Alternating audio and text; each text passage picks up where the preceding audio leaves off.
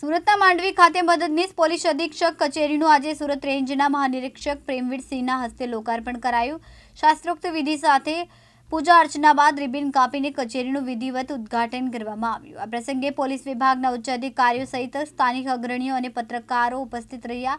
માંડવી ખાતે મદદનીશ પોલીસ અધિક્ષકની નવી કચેરીનું સુરત રેન્જ આઈજી પ્રેમવીરસિંહના વરદ હસ્તે લોકાર્પણ કરવામાં આવ્યું। કાર્યક્રમની શરૂઆત શાસ્ત્રોક્ત વિધિ અનુસાર પૂજા અર્ચનાથી કરવામાં આવી। ત્યારબાદ આઈજી પ્રેમવીરસિંહને સન્માન કાર્ડ આપવામાં આવ્યું અને તેમના હસ્તે રિબિન કાપીને કચેરીનું ઉદ્ઘાટન કરવામાં આવ્યું। ગુજરાત સરકાર દ્વારા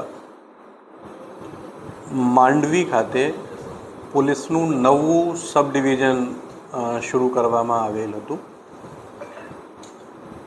અને એ સબ ડિવિઝનમાં પ્રથમ વખત એક assistant superintendent of police Shri Akshay એન્જિનિયરની અહીંયા નિમણૂક કરવામાં આવેલી, પરંતુ અહીંયા એસડીપીઓની કચેરી નહીં હતી।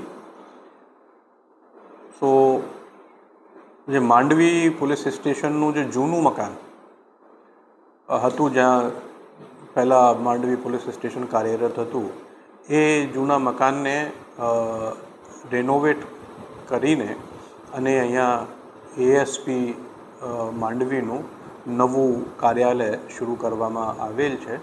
તો જેથી કે જે આ વિસ્તારમાં જે પોલીસિંગની કામગીરી છે એ નવું મકાન બનવાથી, જે નવી ઓફિસ શરૂ થવાથી અને એ વધારે સંગીન કરવામાં સફળતા પ્રાપ્ત થશે। ઈશ્વરભાઈ સોલંકી, દિવ્યાંગ ન્યૂઝ, માંડવી, સુરત।